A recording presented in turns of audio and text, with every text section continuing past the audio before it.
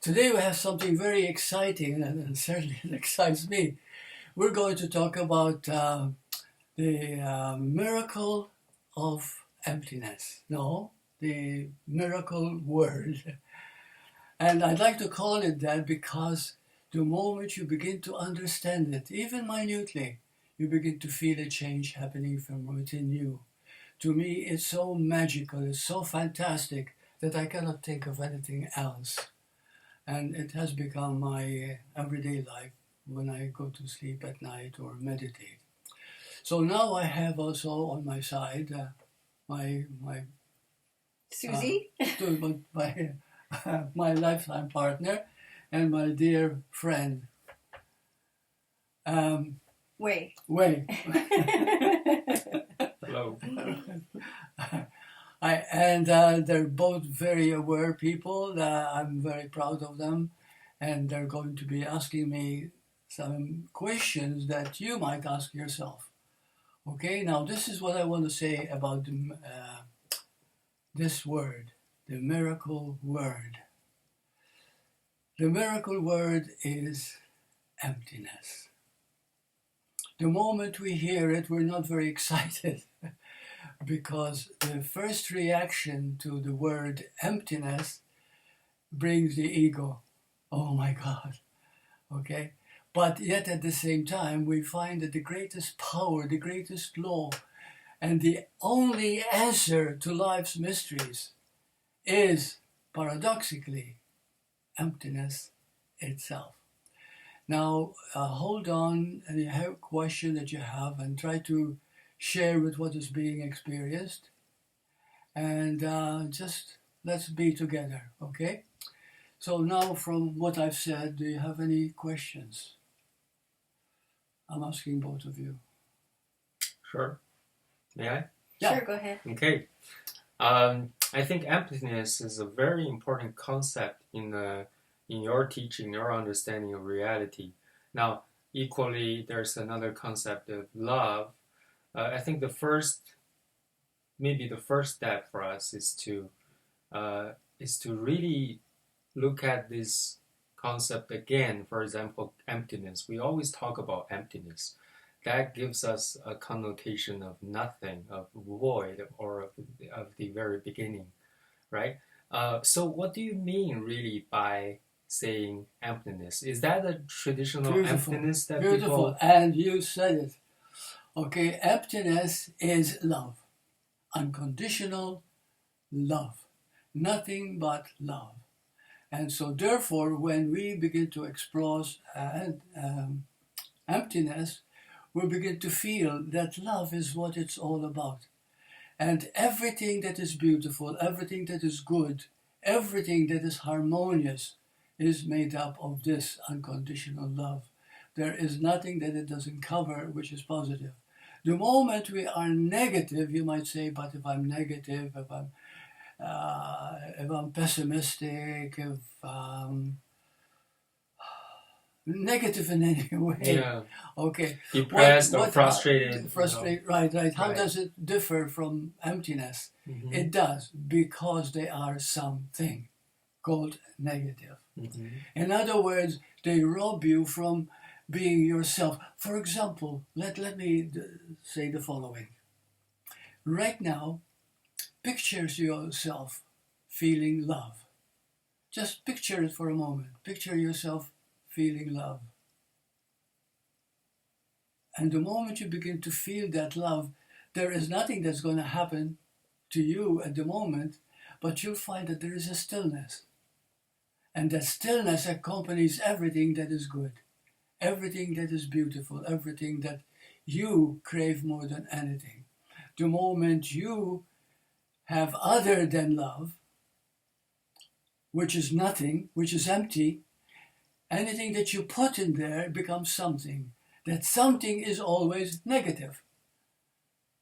For example, feeling guilty is something. Feeling unhappy is something. What is that something to feeling unhappy? You want to be happy. You see? Happiness is part of the love.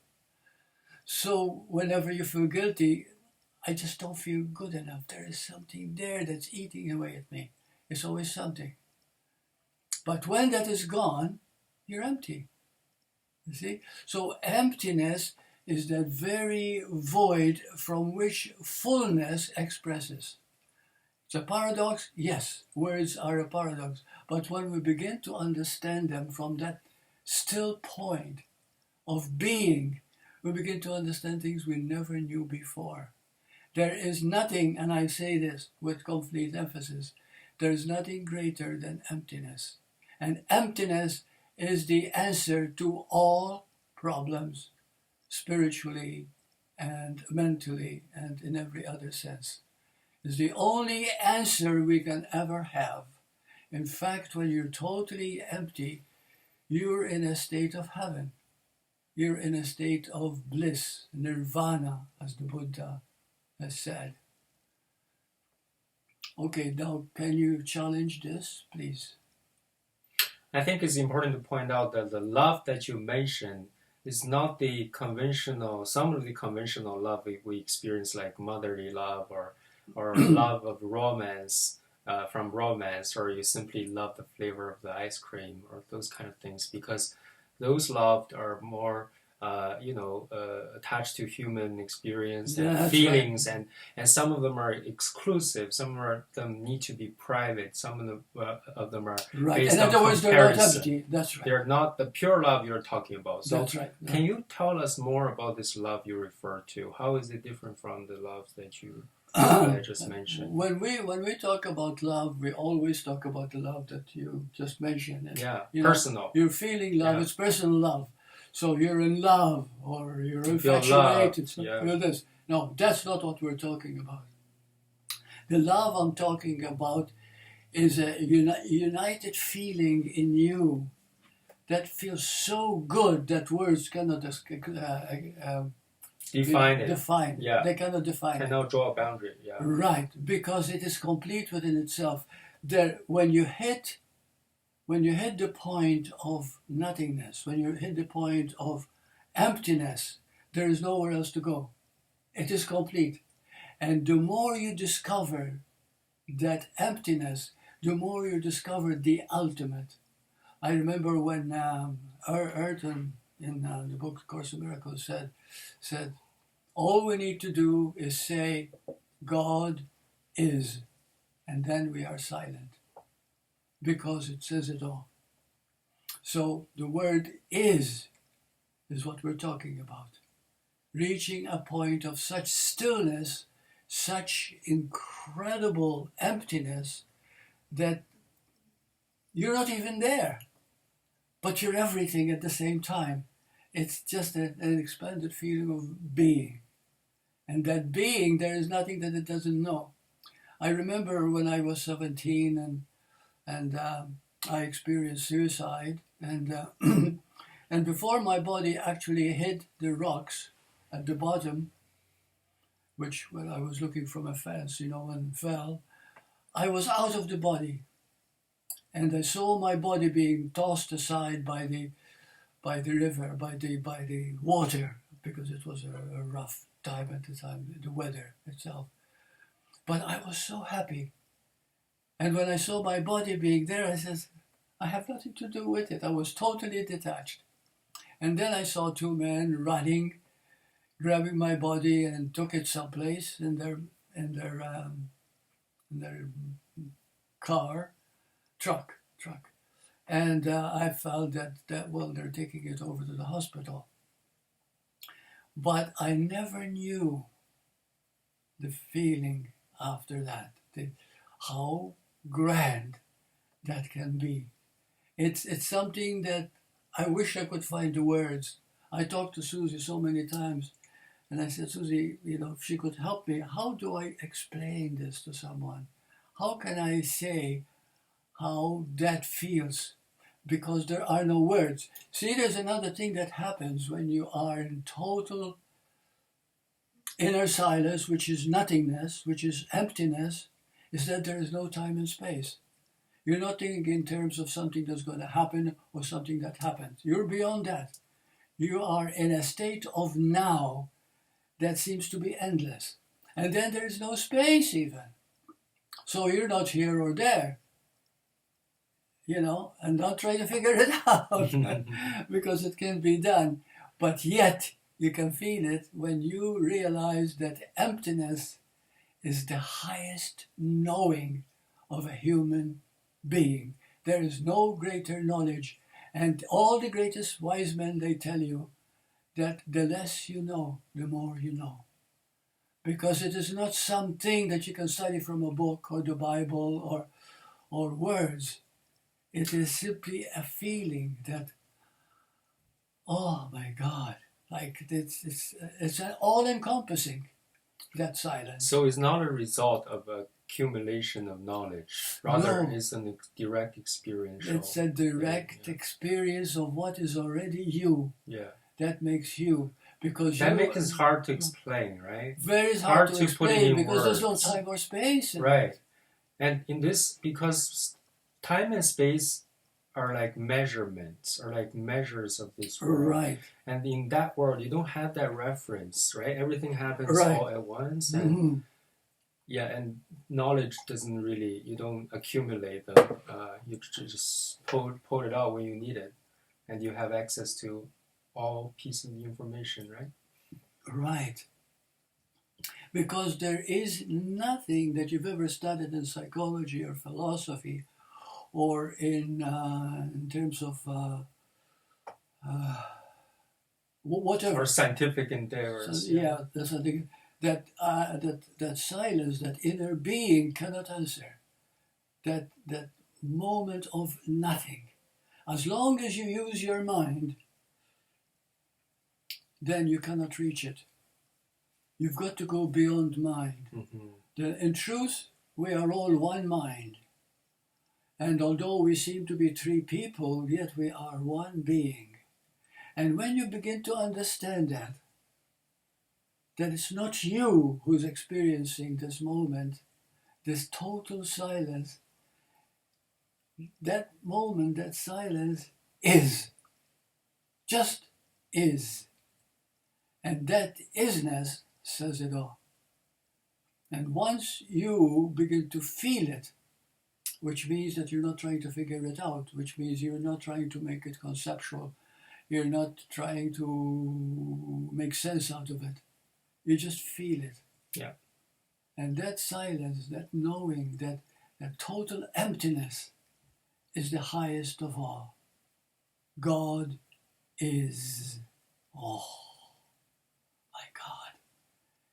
If you feel that, there's nothing to feel beyond that. And it will give you the answer to every question you could ever have about life. What would you say is the biggest detriment for people? For instance, you talked about you had a near-death experience, or you've had a couple, but the one you talked about, you had a sense of being Burt, and then you threw yourself down to the rocks and you left your body, and at that moment you felt emptiness, right? But people don't have to go out and try to kill themselves, or they don't have to wait until the day they die to experience it. Is it the sense of a self, our own separate individual self, that keeps us from feeling this emptiness? Such a beautiful question, my like God. What's the detriment? Yes. I mean, what's keeping us from this? Yes. When I was out of the body, I felt a happiness and peace and love I never knew existed. Because after all, I was brought up a Catholic. They believe in sin. They believe in the devil. They believe in hell. They believe in purgatory. They believe in punishment, that God punishes. They believe in one life. And so when I was there in that space, I knew how, my God, we don't know what truth is. We have no idea. And at that moment, I was the truth.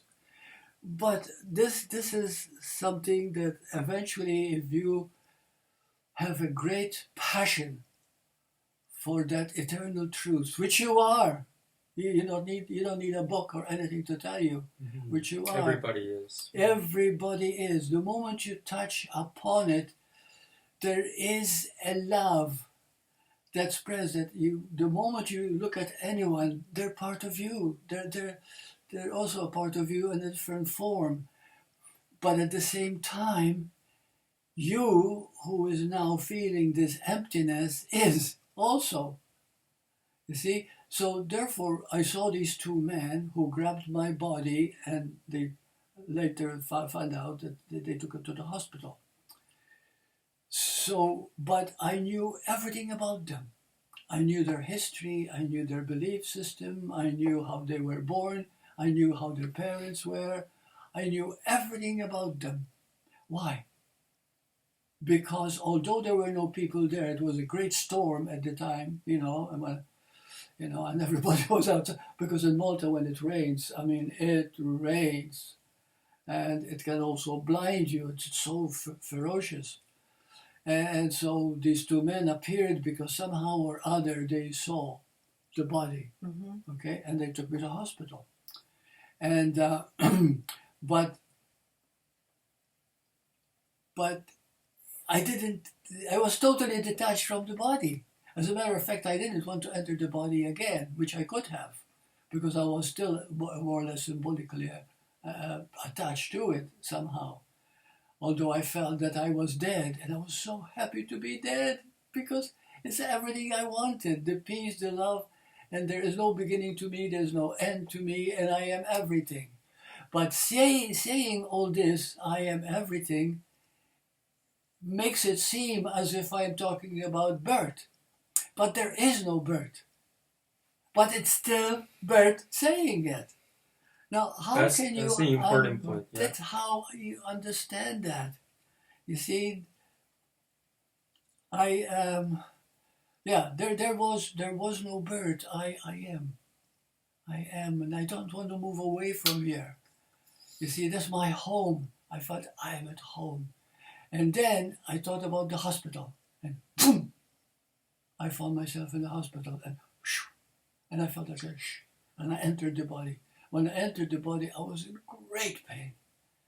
I was the pain that had lesions all over the body. Luckily, I had no broken bones, but I was all blood. And when I was there, I'll tell you something that is very hard to believe. All I could think of was how much I loved the priest who raped me. Incidentally, this is what led me to the suicide. Okay? I was raped by a priest when I was very young, 8 years old, 8 or 9, something like that. So you experienced total forgiveness at that total. It didn't try love to. Just you were immersed. You were submerged in love. Yeah, because he was part of me. And I understood that being deprived of sex, because you see, there was a pope that lived 700 years ago. And this pope decided that priests should not have sex. Sex is a sin. And he made it general that if you commit sex, you go mortal sin. And if you die in mortal sin, you go to hell. Well, first of all, I can tell you this. Okay? God, which is all goodness, which is all love, cannot create something that will make his children suffer. Doesn't punish. Yeah. Doesn't punish. There is no punishment at all. And forgiveness happens automatically. You don't even forgive. It is just, and I felt the love. And I'll tell you that I wanted to be out of the hospital so that I can seek the priest and tell him, no, I love you. Because you helped me to experience what I experienced.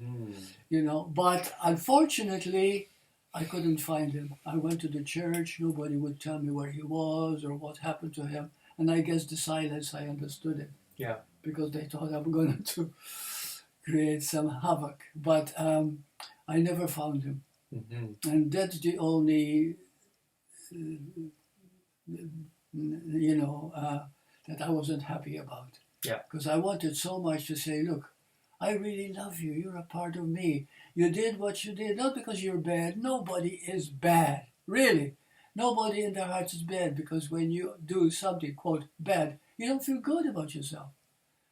So I wanted to tell him that he's okay as he is. And what he did, it happened because he deprived of himself that he couldn't help until finally something broke in him and he attacked me.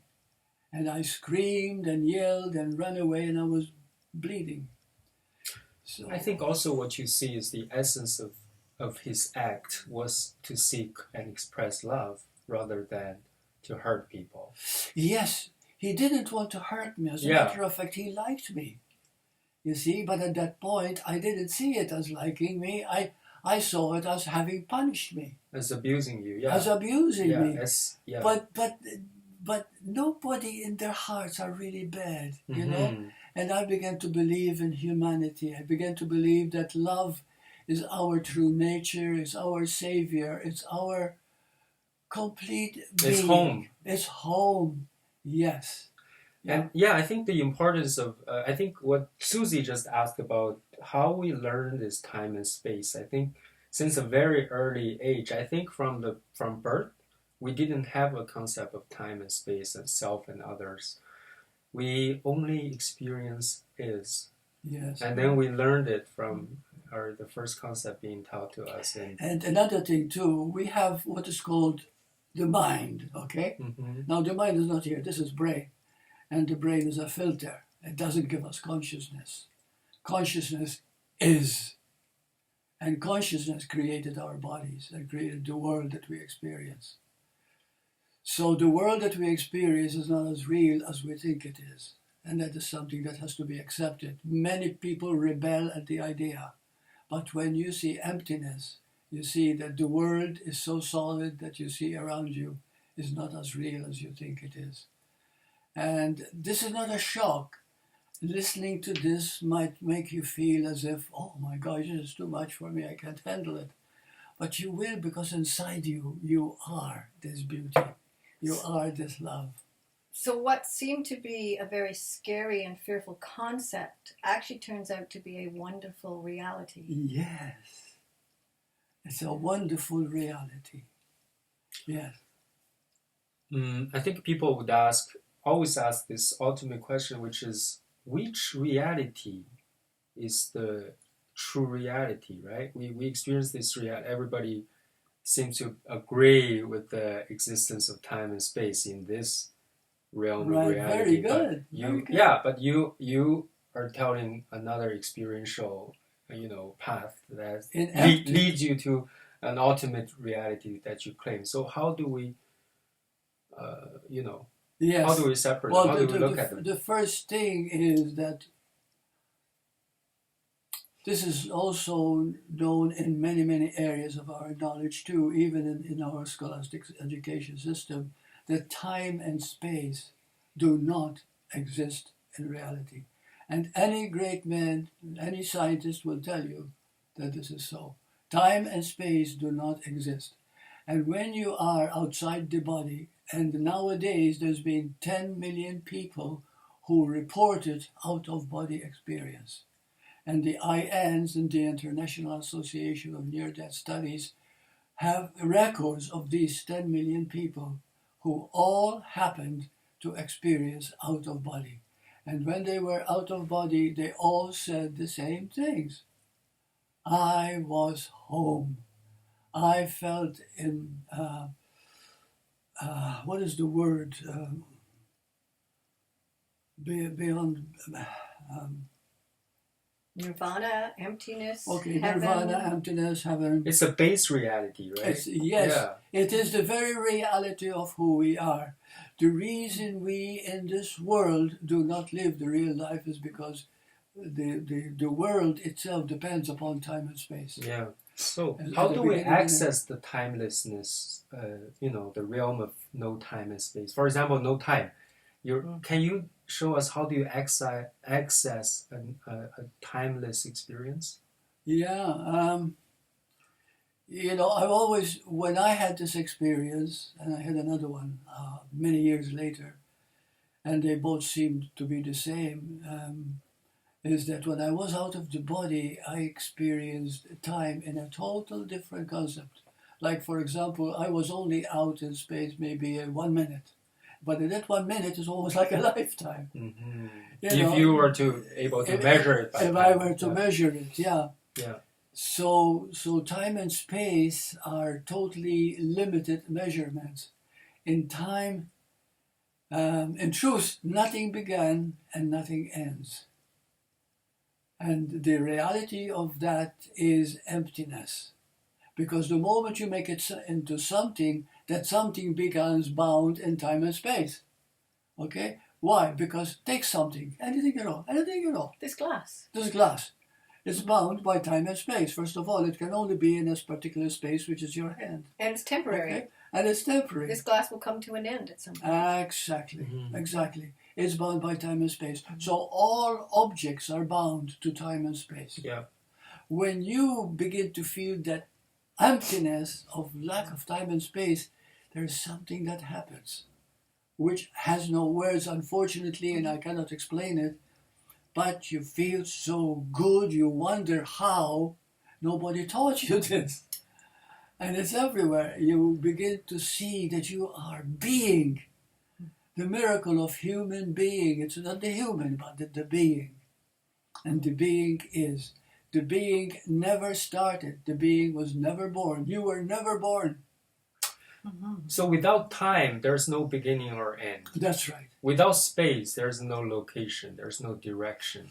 Very And good. actually, I just realized time and space are the basis for change. If there's no time or space, there shouldn't be change. That's It's right. a permanent state. That's right.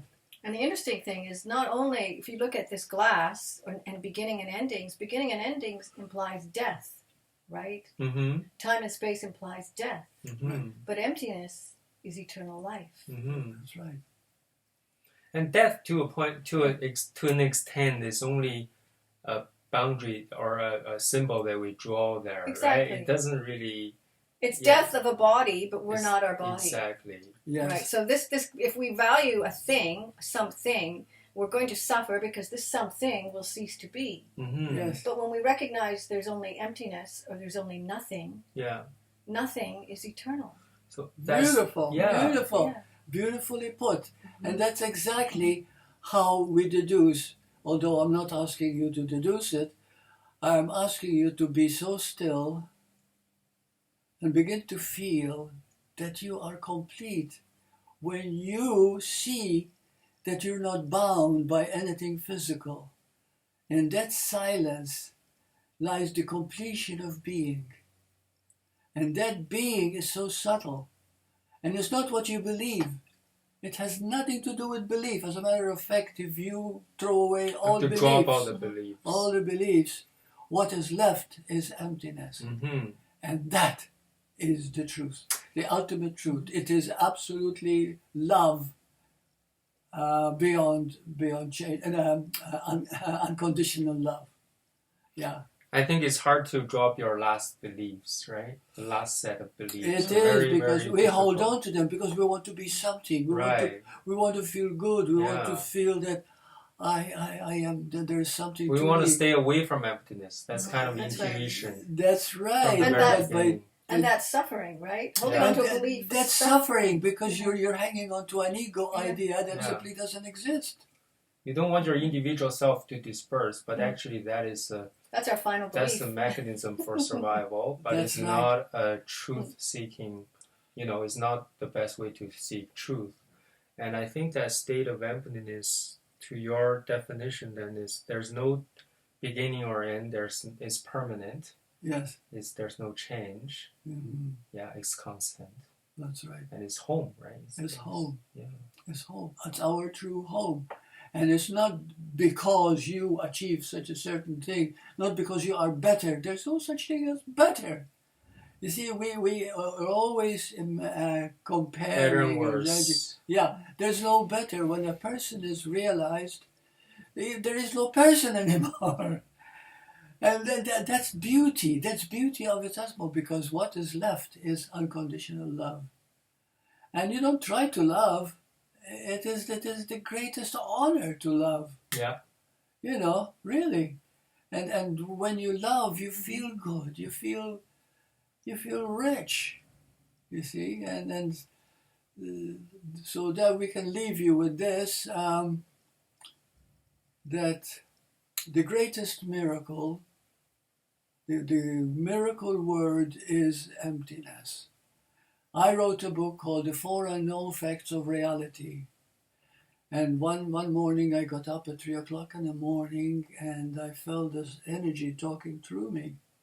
And I didn't hear a voice, but it was something that made me write these words. and I shut myself off. Hardly ate or slept until the book was written.